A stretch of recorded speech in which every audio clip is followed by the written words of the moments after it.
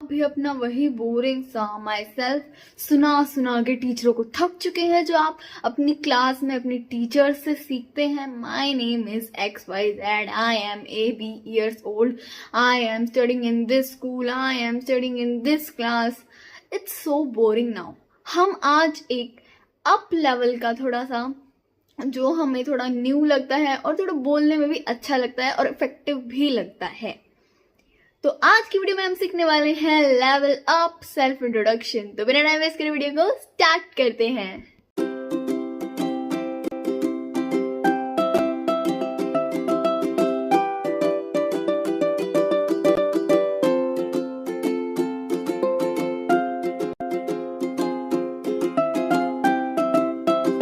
सबसे पहले सभी को हमें ग्रीटिंग से स्टार्ट करना है, सभी को ग्रीट करना है। Greetings one and all present here।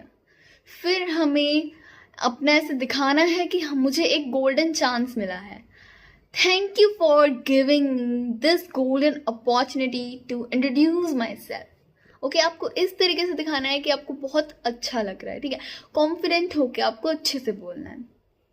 एक हमारी ये पुरानी घिसी पिटी लाइन, सबसे पहली, My name is ABC, ठीक है, XYZ, जो कुछ भी आपका नाम, अपना अपना नाम ले सकते हैं।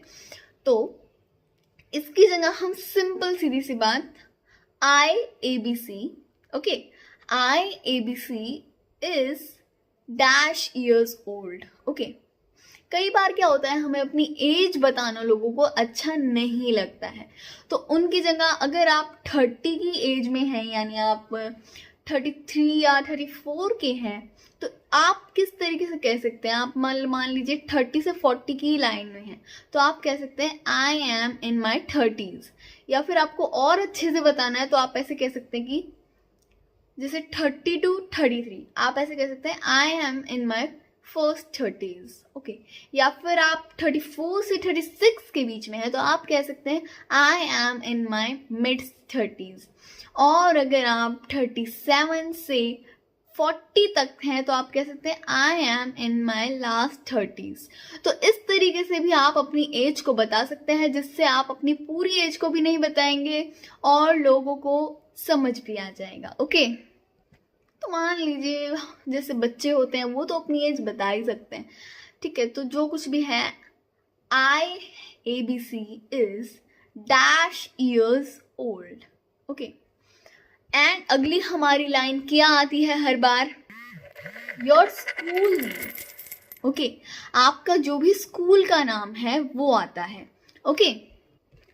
मैं स्कूल के बारे में इसीलिए कह रही हूँ क्योंकि हम सिर्फ स्कूल के बच्चों का ही इंट्रोडक्शन कह रहे हैं। अगर आपको थोड़े बड़े लेवल के लोगों का भी चाहिए तो आप ज़्यादा से ज़्यादा इस वीडियो को लाइक कीजिए, तो मैं उनका भी बना दूंगी अगली वीडियो में, ओके।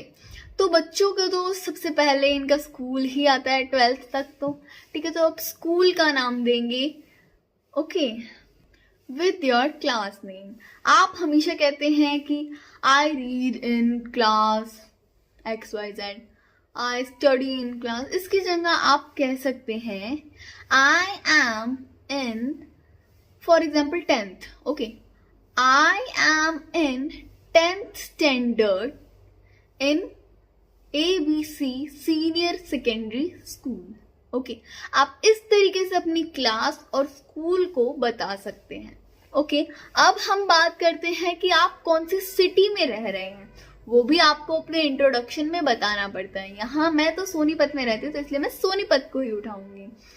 आप हमेशा मतलब आजकल का जो चल रहा है, आई लिव इन सोनीपत, जो भी हमारा इंट्रोडक्शन मैम कराती है, आई लिव इन सोनीपत, ठीक है।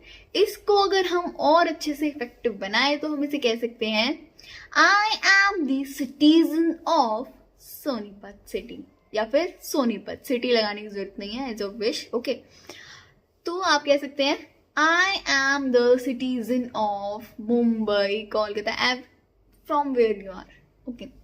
हमारा फिर अगला सेंटेंस बनता है कि आपकी सिटी कैसी है। आप उसके बारे में कह सकते हैं it is a beautiful city, या फिर आप और कुछ कहना चाहते हैं तो आप उसके बारे में भी बता सकते हैं।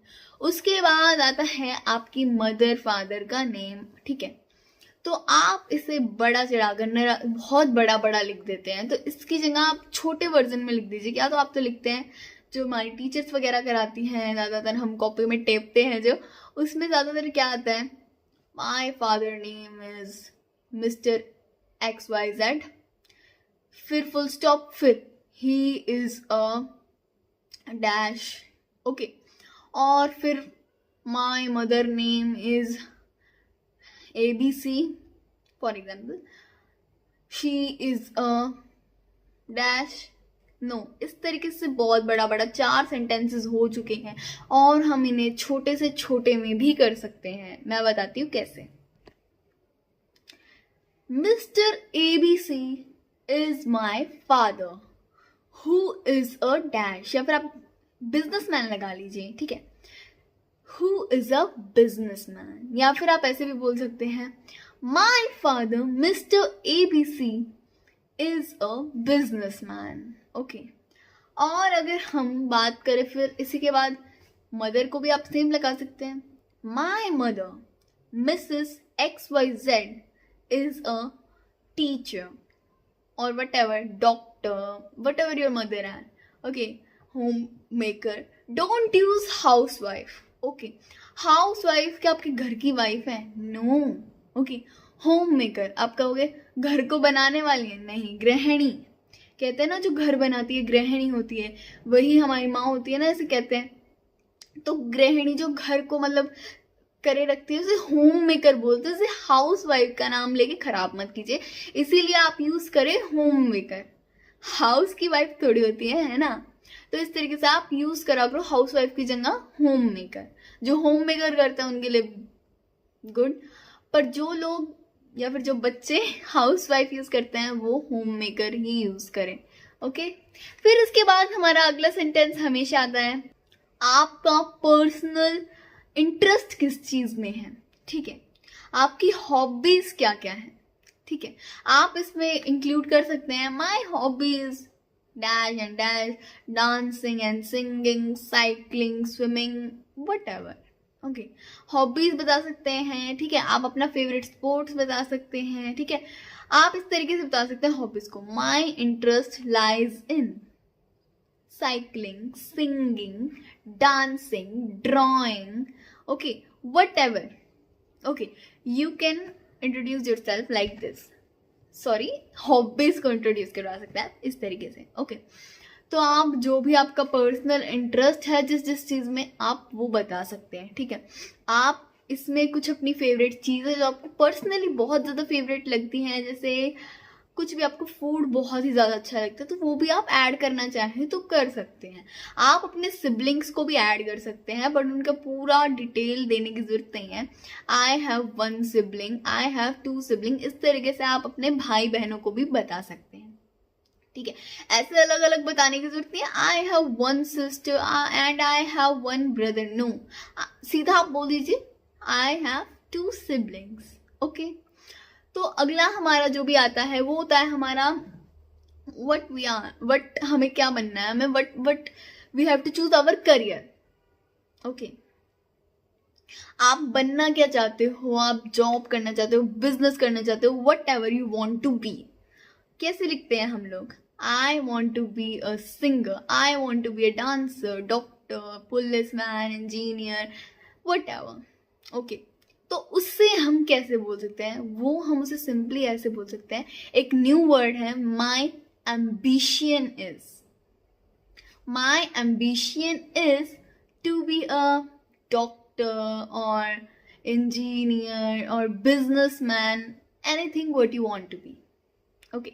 तो आप इस वर्ड को यूज कर सकते हैं, आई वांट टू बी की जगह बोल सकते हैं माई एम्बिशन इज, ओके, ऐसे भी बोल सकते हैं। और आखिर में अपनी पर्सनालिटी को जरूर बता देना, ठीक है। आखिर में अपनी पर्सनालिटी के बारे में, आप किस तरीके के आदमी हो, ठीक है। एक इस वर्ड को तो जरूर यूज करना, I am a optimistic person, okay. I am a optimistic person. Optimistic का मतलब क्या होता है, आशावादी, ओके जो हर एक चीज में आशा रखे, ठीक है, ये आप पे बहुत इफेक्ट डालेगा। ओ अट्रैक्शन होएगा लोगों का, नया सा वर्ड भी लगेगा कईयों को, पर इट्स वेरी बेसिक वर्ड। आप इस वर्ड को भी यूज करना, अच्छा लगेगा, आपका जो इंट्रोडक्शन है वो बहुत अच्छा बन जाएगा।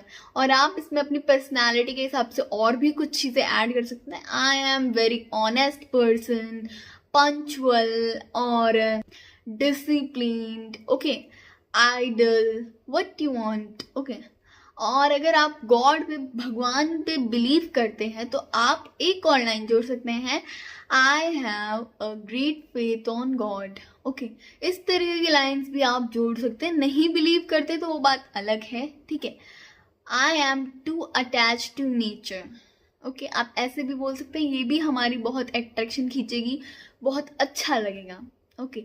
फिर आप इसे चाहें तो एंड भी कर सकते हैं।